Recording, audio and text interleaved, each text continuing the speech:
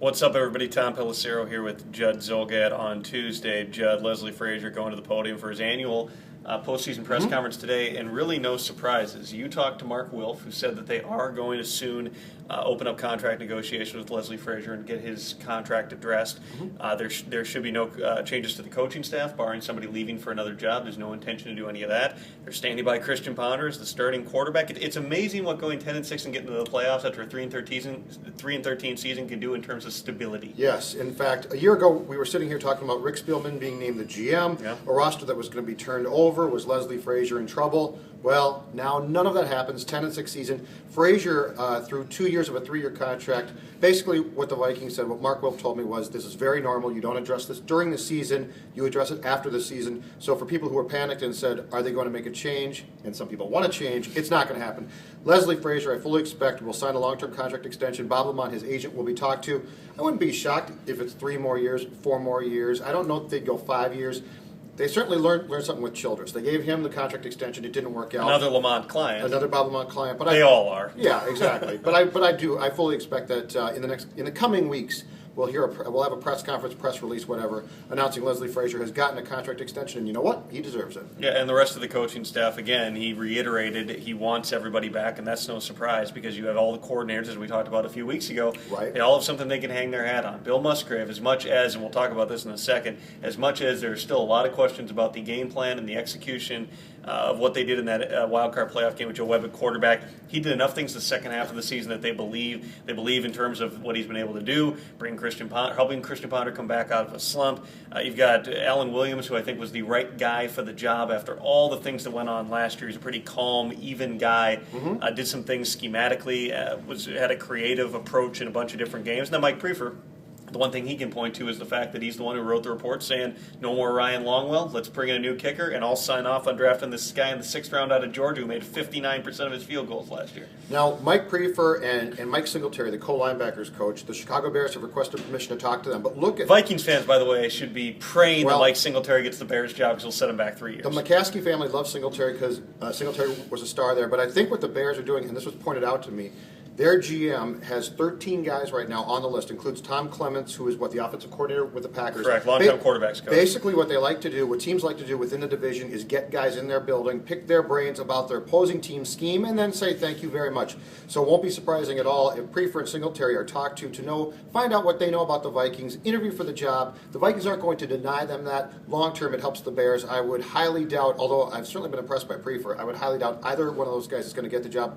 Mike Singletary was an utter failure with San Francisco. That is a courtesy interview. Very nice, too. The coaching searches are always interested in the NFL because you have multiple different approaches. There are some teams that will only bring in a small number of guys, and basically, if you see a guy come in the building and leave the building, he was probably offered the job and turned it down. Sure. There's other teams that cast this extraordinarily wide net. I remember Mike McCarthy, the Packers coach, one time telling the story about when he was interviewing to be the offensive coordinator down in New Orleans, and he had spent every night after they were doing stuff up in Green Bay, he was going down to the Kinko's and making copies of his resume, typing things up or whatever, putting together this whole playbook, what he wanted to do. Right. Showed up in New Orleans for his interview, and they said, okay, well, you're set up at the hotel, right? Okay, come back in tomorrow. Came back in that next day, spent the next day going through all the meetings and everything with the coaching staff. Finally, a third day goes in, and finally he asked, I think it was Jim Haslett was the coach at the time, and he says, so are we going to make a decision here? Are you bringing in other people? They go, well, no, you've already got the job. You're just working here. And that was it. That was the extent of it was, wow. No, we've already chosen that you're the guy. We'll work out the other stuff later. Just keep coming to the meetings. That's not what the Bears are doing here. Not what they're doing And at then all. there's the Vikings who would bring people in while the current people who own those jobs are sitting in their offices, and you got Brian Murphy going out there and seeing Mike Priefer in the hallway. But think about it. When the Vikings did that, is that not the Minnesota passive-aggressive way? It is. Bring in people while you have them employed and then hope the other person just doesn't come back. It's Minnesota. No surprise on Christian Ponder and the fact that they're going to continue to throw their support behind him. And honestly, even if they do have some inkling that maybe they need to bring in somebody for competition, this is exactly what they would say. Yeah, and the Ponder thing is, I mean, anybody that thought that Christian Ponder was going to lose his job after the way he played towards the end of the regular season, it wasn't going to happen. The real question here is the backup quarterback. It has to be addressed. After what we saw on Saturday night from Joe Webb, it's not workable. This team's going to have expectations now. This season, no matter what anybody says, is gravy. Nobody saw 10-6 coming, including a lot of people in Winter Park. The expectations are going to be ratcheted up a notch. You cannot have Joe Webb as your number 2 quarterback. Doesn't mean he can't be on the roster. Doesn't mean he can't be your number 3 quarterback. You need somebody to come in here who can play quarterback behind Christian Ponder because Christian Ponder getting hurt is not a surprise. Christian Ponder has been hurt before in his career. He will be hurt again. Next time he's hurt, the Vikings have to have competent quarterback play. They didn't have it Saturday night. The surprise is that you get through the 16-game regular season and your quarterback doesn't get hurt. I mean, how many NFL quarterbacks this year started 16 And Ponder's games? been hurt before. And Right. Ponder last year had the concussion. He had the hip problem. He had problems in college. Christian Ponder will get hurt again. You can't have Joe Webb coming in next time and running the offense the way he ran it Saturday night. I don't care if it's game 5 of the regular season. That cannot repeat itself. It was interesting, Leslie Frazier really denying that there was anything wrong with the game plan today, which I found a little bit surprised because normally Les is relatively meldable in terms of saying there are some things we could have done better. In this case, he said no. They saw it during the week. They saw Joe Webb hitting on those same passes. If they hadn't seen that, they wouldn't have tried to do the same things. I would still say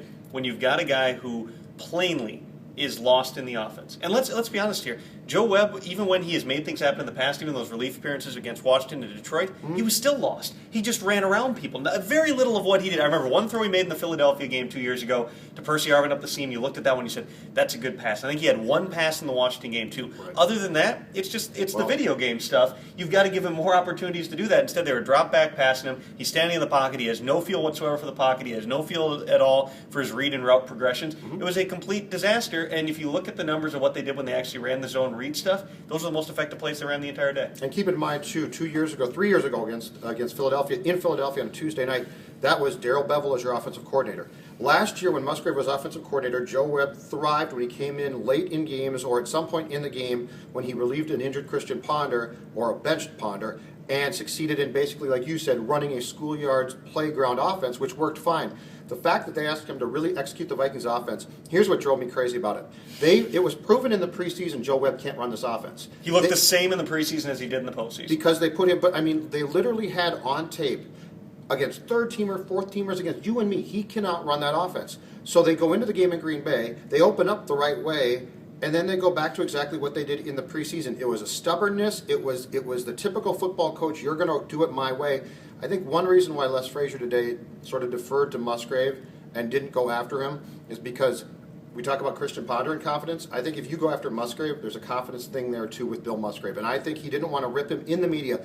I guarantee you behind closed doors, though, somebody talked to Musgrave. This is another learning opportunity. You can't be that stubborn. You just can't. And for those who say, well, Joe Webb should have run the offense, it's ridiculous. He's incapable of running the offense Bill Musgrave wants to run. And we it's know one that. thing if you decide that if you don't pull the plug after 1 or 2 series. It's another thing entirely where you have success with one thing on the opening drive. Right. You don't do it again for the next 4 drives, and it completely train wrecks. It was very obvious that the speed of the game was faster, which is not entirely surprising. There's not a lot of teams that can put a backup quarterback in and have success in the playoffs or any other time. I mean, you can't. There's not many teams that have somebody who's going to go right in and come close to the level of play that you get from the other guy. But there's also not many guys who have the physical tools that Joe Webb does. I mean, they're the best plays they had. Even the zone read stuff wasn't necessarily where it was supposed to go. Those plays looked like a mess too, but they were productive. And you know as well as I do that if you have Adrian Peterson and Joe Webb on the field athletically, you've got 2 talented people out there. And you know what that did for him in the running game is when you ran that read option stuff, Joe Webb goes this way, the backside linebacker is playing Joe Webb. Yeah. That's one less guy to come in from the backside, which a lot of teams have done,